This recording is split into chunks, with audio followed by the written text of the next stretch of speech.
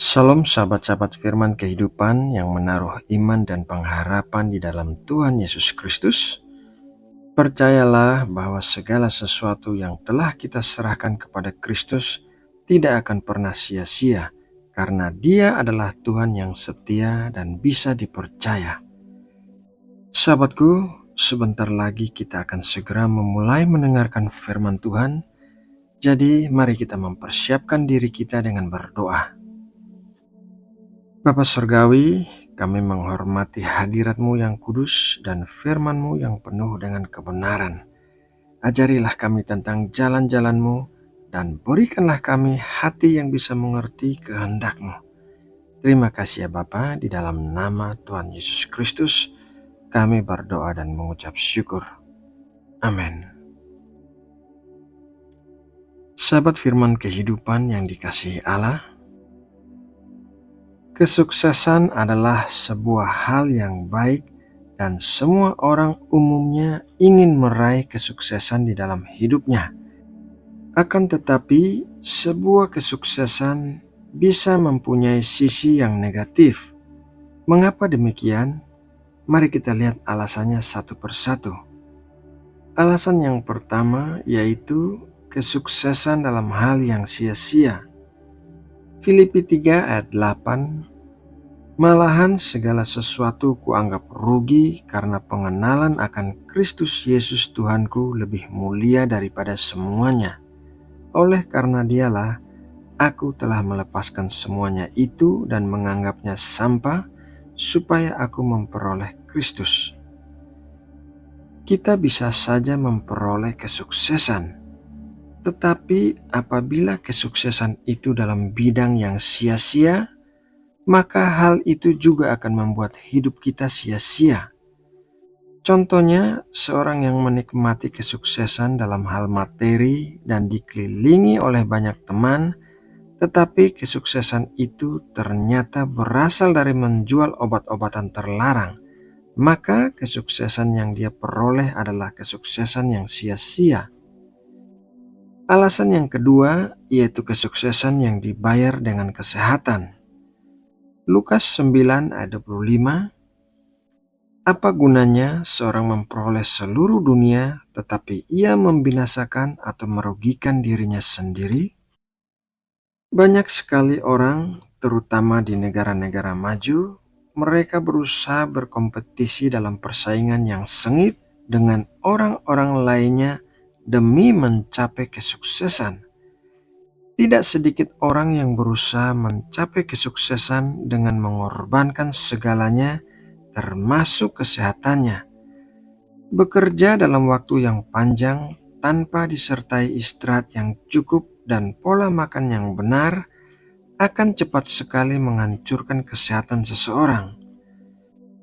Alasan yang ketiga yaitu kesuksesan bisa membuat orang meninggalkan Tuhan. Amsal 30 ayat 8-9, jauhkanlah daripadaku kecurangan dan kebohongan.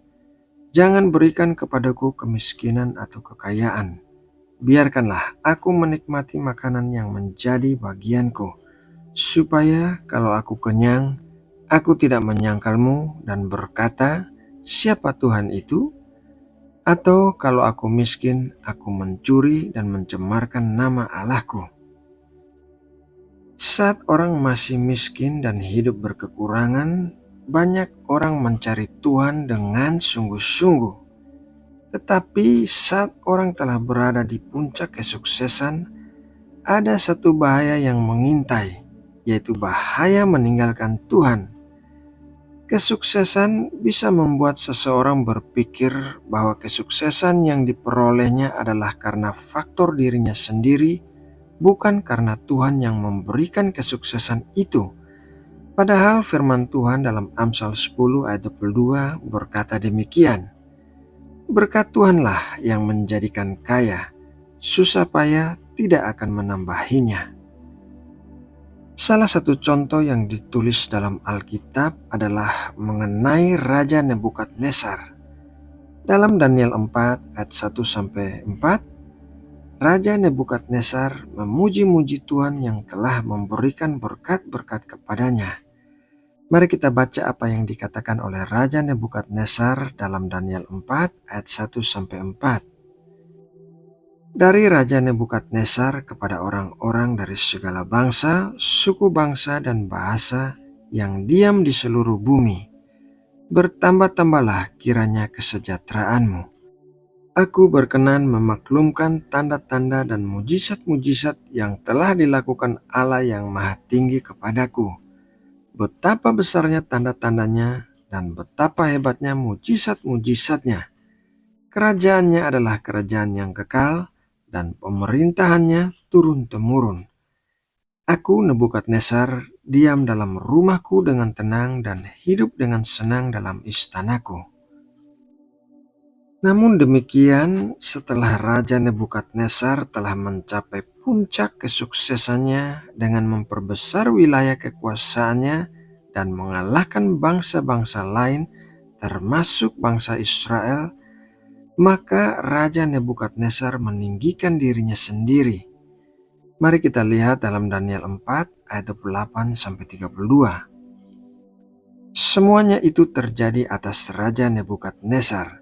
Sebab setelah lewat 12 bulan ketika ia sedang berjalan-jalan di atas istana raja di Babel, berkatalah raja, "Bukankah itu Babel yang besar itu yang dengan kekuatan kuasaku dan untuk kemuliaan kebesaranku telah kubangun menjadi kota kerajaan?"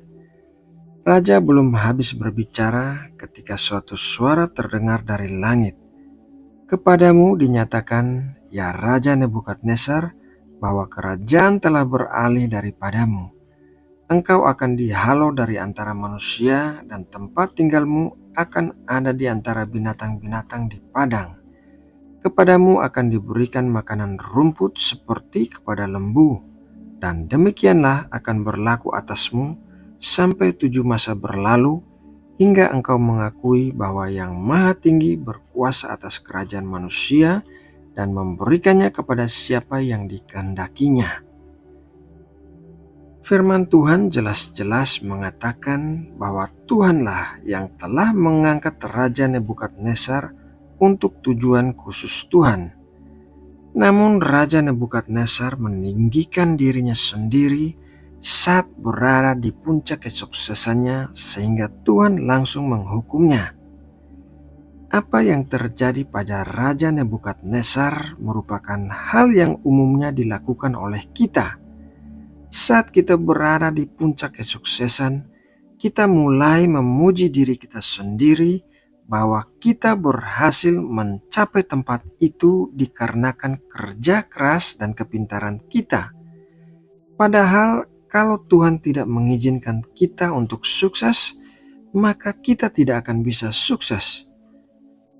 Sahabat firman kehidupan yang dikasihi Allah, kesuksesan bisa menjadi sesuatu yang negatif apabila kesuksesan itu adalah dalam hal yang sia-sia, atau kesuksesan itu dibayar dengan kesehatan, atau kesuksesan itu membuat seseorang meninggalkan Tuhan.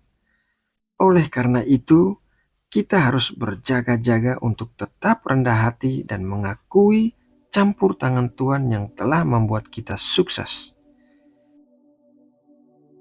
Nah, sahabatku, demikianlah renungan firman Tuhan hari ini. Semoga apa yang kita dengarkan hari ini akan menjadi pembelajaran yang memberkati hidup kita. Mari kita berdoa menutup saat teduh kita. Ya Bapa, terima kasih untuk waktu saat teduh yang telah memberkati kami secara rohani. Kami percaya setiap orang telah menerima jamahan dan lawatan-Mu, dan setiap hati telah Engkau ubahkan. Ingatkanlah kami untuk selalu bersikap rendah hati di hadapan-Mu, karena segala sesuatu yang baik dan berkat-berkat, termasuk kesuksesan yang kami peroleh, adalah semata-mata berkat yang Engkau berikan bagi kami. Terima kasih ya Bapa, kami sudah berdoa dan mengucap syukur di dalam nama Tuhan Yesus Kristus. Amin.